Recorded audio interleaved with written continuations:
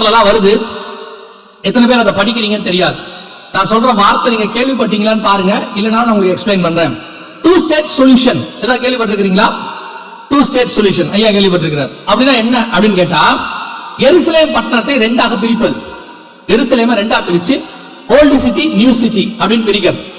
Old city பகுதியை பாலஸ்தீனர்கள் கையில கொடுத்துடணும், நியூ சிட்டி அதை இஸ்ரவேல் கையில கொடுத்துடணும். ரெண்டு தலைநகரம், இஸ்ரவேலுக்கு அந்த நியூ சிட்டி தலைநகரமாகவும் டெல் அவீவ் தலைநகரமாகவும், இந்த ஓல்டு சிட்டி பாலஸ்தீனர்களுக்கு தலைநகரமாகவும் எருசலேம் அதுதான் இருக்கு, அதையும் கொடுக்கணும் அப்படின்னு சொல்லி இதுக்கு பேர் டூ ஸ்டேட் சொல்யூஷன் அப்படின்னு அர்த்தம். இந்த பிரச்சனை ஏன் வந்துச்சு, இதுக்கு என்ன காரணம்? இப்ப இதுதான் நல்லா கவனிச்சுக்கொள்ளுங்க, இதுதான் மூன்றாம் உலக யுத்தத்துக்கு காரணமாக அமைய போற விஷயம். இப்ப நடக்கிற பிரச்சனை அதான் இருக்கு. இப்ப யூஎன் ஐநா சபையில அது நடந்துட்டு இருக்கு. இந்த எருசலேமை பத்தின பிரச்சனை எது அப்படின்னா என்ன அர்த்தம் அப்படின்னு கேட்டீங்கன்னா, இஸ்ரவேல் சொல்லுது முழு எருசலேமும் எங்களுக்கு தான் சொந்தம் அப்படின்னு சொல்லுது. பாலஸ்தீனர்கள் சொல்றாங்க எருசலேம்ல முக்கியமான இடத்துல எங்களுடைய வழிபாட்டு தலம் இருக்கு. இங்க இருக்கு பாருங்க, இந்த வழிபாட்டு தலம் அங்க இருக்கு. இந்த வழிபாட்டு தலம் எங்களுக்கு அங்க இருக்கிறதுனால அந்த இடம் எங்களுக்கு தான் சொந்தம் அப்படின்னு சொல்றாங்க. அங்க ஒண்ணு இருக்கு பாத்தீங்களா, இந்த வழிபாட்டு தலம் அங்க இருக்கிறதுனால அது எங்களுக்கு தான் சொந்தம் அப்படின்னு சொல்றாங்க. உண்மையிலே எருசலேம் யாருக்கு சொந்தம் இதை நீங்க புரிஞ்சுக்கணும். இப்ப தெரியணும், வசனத்துல இருந்து தெரியணும், ஹிஸ்டரியில இருந்து தெரியணும். எதுக்காக அப்படின்னு கேட்டீங்கன்னா, அடுத்து சில வருஷங்கள் அல்லது சில மாதங்கள்ல ஐநா சபையில இப்ப ஒரு டிபேட் நடக்கும். ஏற்கனவே நடந்துருச்சு, இப்ப அதை திருப்பி அகைன் கொண்டு வருவாங்க. என்னது அப்படின்னு பாத்தீங்கன்னா, இந்த எருசலேம் யாருக்கு சொந்தம் அப்படின்னு சொல்லி முதலாவதாக இந்த எருசலேமை கர்த்தர் யாருக்கு வாக்கு பண்ணினார் அப்படின்னு பாத்தீங்கன்னு சொன்னா, வேதத்திலிருந்து ஃபர்ஸ்ட் வந்துருவோம். நம்ம எல்லாம் அறிந்திருக்கிறபடி ஆதியாகமத்தின் புஸ்தகம் 14ஆம் அதிகாரம் 18வது வசனத்தை வாசிங்க. ஆதியாகமம் 14:18 வாசிங்க.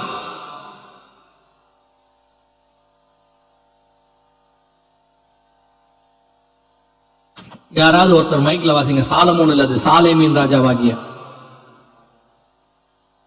எங்க மைக்ல வாசிக்கிறவங்க வாசிங்க. அன்றியும் உன்னதமான தேவனுடைய ஆசாரனாயிருந்த சாலேமின் ராஜாவாகிய மெல்கிசேதேக்கு அப்பமும் திராட்சரசமும் கொண்டு வந்து அவனை ஆசீர்வதித்து, வானத்தையும் பூமியையும் உடையவராகிய உன்னதமான தேவனுடைய ஆசீர்வாதம் ஆபிரகாமுக்கு உண்டாவதாக. இந்த மெல்கிசேதேக்கு யாருன்னு பாத்தீங்கன்னா வசனம் சொல்லுது, சாலேமின் ராஜாவாகிய மெல்கிசேதேக்கு அப்படின்னு. இந்த சாலேம் தான் எருசலேம், இந்த பட்டணத்துக்கு பேர் தான் சாலேம். ஷாலோம் நம்ம சொல்றோம் இல்லையா, ஷாலோம்னா சமாதானம், சாலேம்னா சமாதானம், எருசலேம் அப்படின்னா சமாதானத்தின் நகரம் அப்படின்னு அர்த்தம். எருசலேம் அப்படின்னா அதனுடைய ராஜா என்ன பண்றாரு, ஆபிரகாம் கிட்ட அப்பமும் ரசமும் கொடுத்து உடன்படிக்கை பண்ணினார் அப்படின்னு. இது ஸ்பிரிச்சுவல். இப்ப ஒருவேளை அதெல்லாம் இல்லைங்க, அதெல்லாம் நாங்க ஒத்துக்க மாட்டோம், ஆபிரகாம் கிட்ட கர்த்தர் எருசலேமை கொடுத்தாரா, பட்டணத்தை கொடுத்தாரா அப்படின்னு கேட்டீங்கன்னா, ஆதியாகமத்தின் புஸ்தகம் 15ஆம் அதிகாரம் கடைசி வசனத்தை வாசிங்க. ஆதியாகமம் 15 கடைசி வசனம். எமோரியரும் கானானியரும் கிர்காசியரும் எபூசியரும் என்பவர்கள் இருக்கிறதுமான இந்த தேசத்தை உன் சந்ததிக்கு கொடுத்தேன் என்றார். ஆபிரகாம் பார்த்து ஆண்டவர் தெளிவா சொல்றாரு, கானானியர் கிர்காசியர் இருக்கிறதான இந்த பட்டணம், அங்க எருசலேம் இருக்குதா அப்படின்னு கேட்டீங்கன்னா, இல்லீங்க எருசலேம் அங்க இல்ல அப்படின்னு நீங்க சொல்லுவீங்க. அங்க பாருங்க எபூசியரும் அப்படின்னு ஒரு வார்த்தை இருக்கு பாருங்களேன். எபூசியரும் இருக்கா? எபூசியர் இருக்குல்ல, வாசிங்க. நியாயாதிபதிகளின் புஸ்தகம் 19ஆம் அதிகாரம் 10வது வசனத்தை வாசிங்க. ஜட்ஜஸ் 19:10. நியாயாதிபதிகள் 19:10 வாசிங்க. அந்த மனுஷனோ ராத்திரிக்கு இருக்க மனதில்லாமல் 2 கழுதைகள் மேலும் சேணம் வைத்து தன் மறுமணியாட்டியை கூட்டிக் கொண்டு எழுந்து புறப்பட்டு எருசலேமை ஆகிய எபூசுக்கு நேராக வந்தான். எருசலேம் ஆகிய எபூசுக்கு நேராக. அப்ப எபூசு என்பது எதை குறிக்கிறது? எருசலேமை குறிக்கிறது. எருசலேமுடைய பழைய பேர் தான் எபூசு. அதுக்கு பிறகு அது எருசலேமாக மாறியது. அப்ப அன்னைக்கே ஆண்டவர் ஆபிரகாமுக்கு வாக்கு பண்ணின போது எருசலேமை ஆபிரகாமின் சந்ததிக்கு கொடுத்தேன் என்று சொல்லுகிறார். ஆதியாகமம் 15 கடைசி. இல்லைங்க, ஆபிரகாமுக்கு நிறைய சந்ததி இருந்துச்சு. இஸ்மவேல் சந்ததி இருந்துச்சு, கேத்தூரால் சந்ததி இருந்துச்சு, தாராள் வழியா ஒரு சந்ததி இருந்துச்சு. இதுல எந்த சந்ததிக்கு ஆண்டவர் எருசலேமை கொடுத்தார் அப்படின்னு கேட்டீங்கன்னா, அடுத்து எருசலேமில் தாவீது ராஜாவாக அரசாண்டார். நம்ம எல்லாருக்கும் தெரியும். அங்கே போய் அவர் சீயோன் கோட்டையை பிடிச்சாரு. எருசலேமில் அவர் அரசாண்டார். அதுக்கு பிறகு சாலமோன் அங்கே 40 வருஷம் இருந்தார். அதுக்கு பிறகு சீதோனிய ராஜா வரைக்கும், சீதோன் வரைக்கும் அவங்க சிதேக்கியா ராஜா வரைக்கும் அங்கே அவர்கள் என்ன செஞ்சாங்க? அரசாண்டாங்க. அந்த இஸ்ரவேல் ரெண்டா பிரிக்கப்பட்டு யூதேயா இஸ்ரவேல் ஆகி, ஒன்னுக்கு இஸ்ரவேல் எருசலேம் தலைநகராகவும், ஒன்றுக்கு எருசலேம் தலைநகராகவும் இருந்தது. இஸ்ரவேலுக்கு சமாரியாவும் யூதேயாவுக்கு எருசலேம் தலைநகராக இருந்துச்சு. கிட்டத்தட்ட 1000 வருஷம் இது நடந்துச்சு. அவங்களுக்கு அது தலைநகராக இருந்திருக்கு. இப்ப அடுத்து இவங்க சொல்லுவாங்க, அதெல்லாம் ஒத்துக்க மாட்டோம், அதெல்லாம் பழைய கதை. நீங்க போய் சும்மா பைபிள்ல உள்ளது ஓல்டு ஹிஸ்டரிய, கரண்ட் விஷயத்துக்கு வாங்க, இப்ப உள்ள சம்பவத்துக்கு வாங்க, மாடர்ன் ஹிஸ்டரிக்கு வாங்க அப்படின்னா அதுக்கும் வரலாம், ஒன்னும் பிரச்சனை இல்ல. இப்ப நீங்க பார்க்க போறது 2வது யுத்தம் 1967 ஜூன் மாசம் 5ஆம் தேதி நடந்தது. இங்க இருக்கு பாருங்க, ஜூன் மாசம் 5ஆம் தேதி 6 நாள் யுத்தம் நடந்தது. இதுக்கு பேர் யம் கிப்பர் வார் அப்படின்னு சொல்லுவாங்க, இல்லனா ஓய்வு நாள் யுத்தம் அப்படின்னு சொல்லுவாங்க. இது எப்ப நடந்துச்சுன்னு கேட்டீங்கன்னா 1967 நடந்துச்சு. இந்த யுத்தத்துல தான் முதல்ல இஸ்ரவேலர்கள் எருசலேமுக்குள்ள நுழையறாங்க. எருசலேமுக்குள்ள நுழைஞ்சு அதை தங்கள் வசப்படுத்துறாங்க. 6 நாளைக்குள்ள இதெல்லாம் நடக்குது. இந்த உள்ள போறாங்க பாருங்க. இதான் அபிஷியலாக 3000 வருஷம் கழிச்சு கிபி 70 எருசலேமை விட்டு இஸ்ரவேலர்கள் விரட்டப்பட்டார்கள் தீத்துராயனால். அப்படி விரட்டப்பட்ட யூதர்கள் இஸ்ரவேலர்கள் மீண்டும் உள்ளே நுழையறாங்க. இது நடந்தது 1967 ஜூன் மாசம் 5ஆம் தேதி. கர்த்தர் சொன்னபடி துல்லியமாக தீர்க்க தரிசனம் நிறைவேறுச்சு. இந்த தீர்க்க தரிசனம் எங்க இருக்கு, ஆண்டவர் எங்க கொண்டு வந்து இவங்களை சேர்ப்ப அப்படின்னு சொன்னார்னா, சகரியாவின் புத்தகம் 12ஆம் அதிகாரம் 6வது வசனத்துல ஆண்டவர் சொல்றாரு, திரும்பவும் எருசலேம் தன் ஸ்தானமாகிய எருசலேமிலே குடியேற்றப்பட்டிருக்கும் அப்படின்னு சொன்னார். கர்த்தர் சொன்னபடி துல்லியமாக இஸ்ரவேலர்கள் எருசலேமை கைப்பற்றினார்கள்.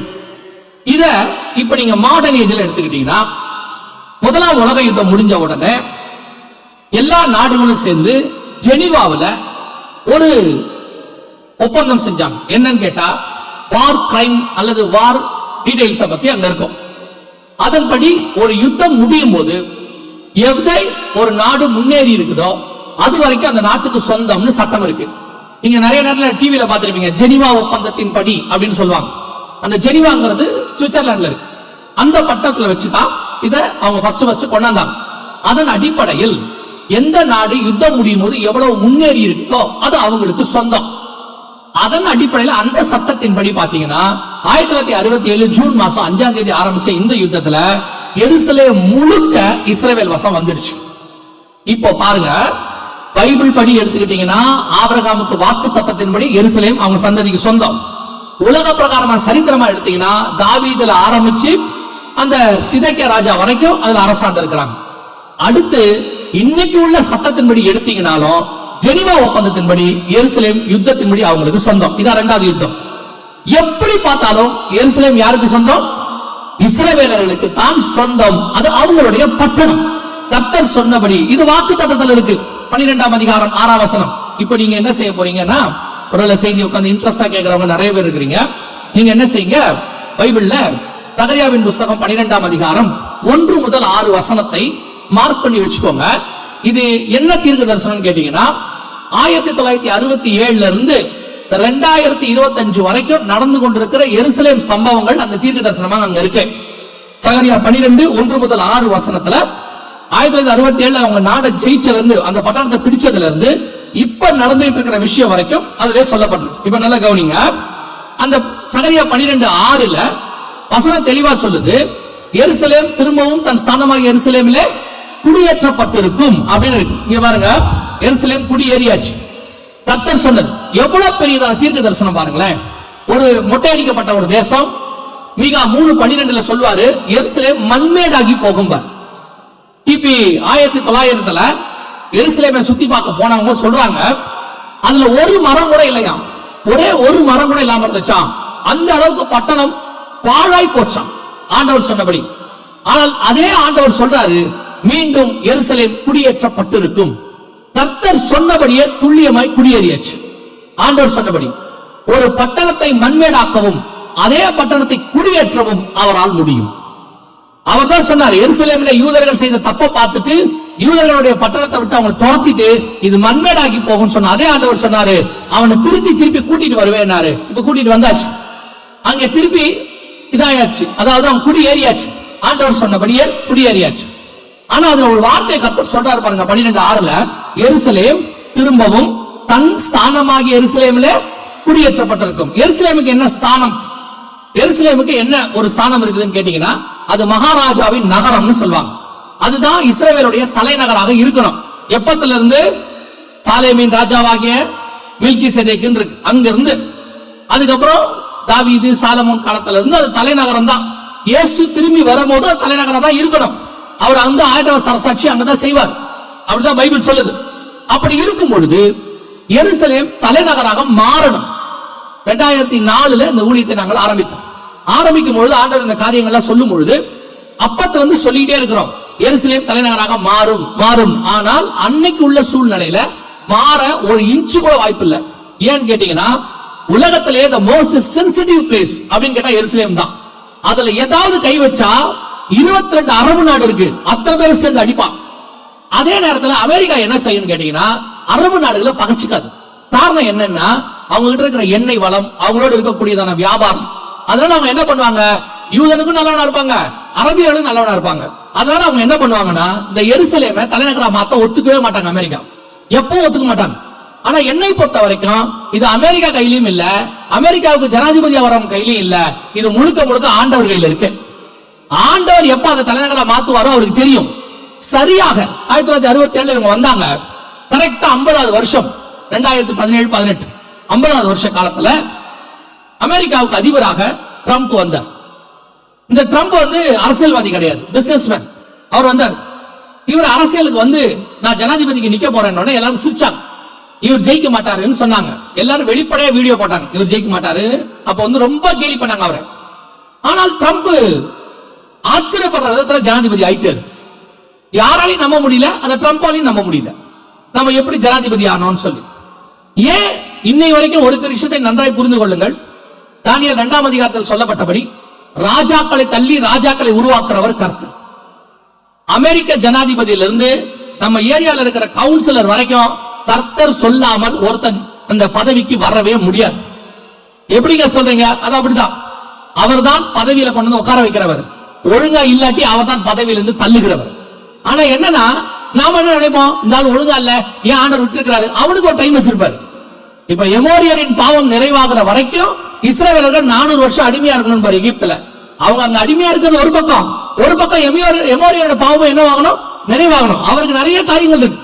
நமக்கு தான் ஓட்டு போட்ட உடனே இவர்தான் நாம ஜெயிக்கணும்னு நினைப்போம், நம்மளே தான் ஜெயிக்க வைப்போம். அப்புறமா நம்மளே தான் சொல்லுவோம், இந்த ஆள் சரியில்லை, இவரை கீழே தள்ளிடுவோம் அப்படின்னு. ஆண்டவர் சொல்வாரு, நான் ஒரு ஆளை கொண்டு வருவேன், நானே ஒரு ஆளை கீழையும் தள்ளுவேன். நான் கொண்டு வரும்போது கொண்டு வர தெரிஞ்ச எனக்கு கீழே தள்ளவும் தெரியும். நம்ம நினைச்சுக்கோம், ஏன் இவங்க இருக்காங்க, ஏன் இப்படி நடக்கிறாங்க, அப்படித்தான் எல்லாரும் சொன்னாங்க. ஏன் ட்ரம்ப் வந்தாரு, ஏன் ட்ரம்ப் ஜெயிச்சாரு? ட்ரம்ப் வந்த உடனே ஒரு வேலையை பண்ணார். என்ன பண்ணாருன்னா, நான் இஸ்ரவேலுக்கு தலைநகரா எருசலேமை மாத்த போறேன்னு சொன்னார். எல்லாருமே சாதாரணமா எல்லாரும் சொல்ற மாதிரி தான் இவரும் சொல்றாருன்னு நினைச்சா, அவர் சீரியஸா சொன்னாரு, நான் முதல்ல செய்ய போறது அதான் செய்ய போறேன், இஸ்ரவேலுக்கு தலைநகரா எருசலேமை மாத்த போறேன்னு சொன்ன உடனே அந்த சகரியா 12:3-4 நிறைவேற தொடங்கிச்சு. 3-4 வசனத்தை வாசிங்க. சகரியா 12:3-4 வாசிங்க.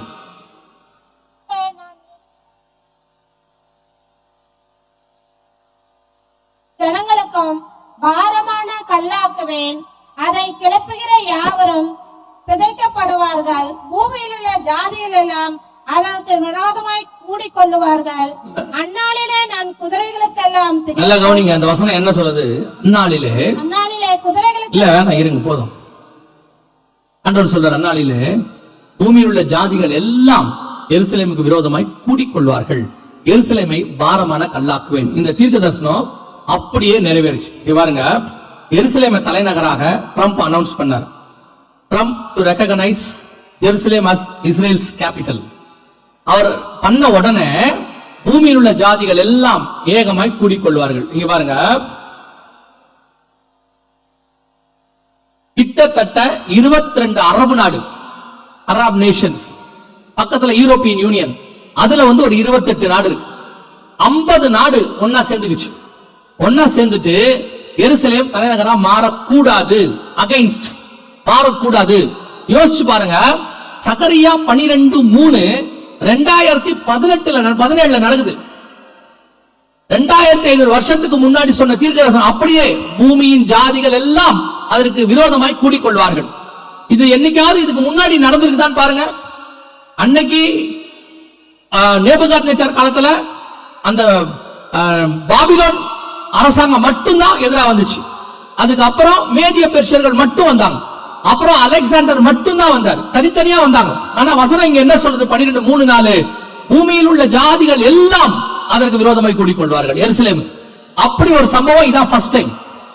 இதான் நடந்திருக்குது 2500 வருஷத்துல எருசலேமுக்கு விரோதமாக. எத்தனை நாடு தெரியுமா இங்க வந்திருக்கிறது? பேப்பர்ல வந்தது 50 நாடு.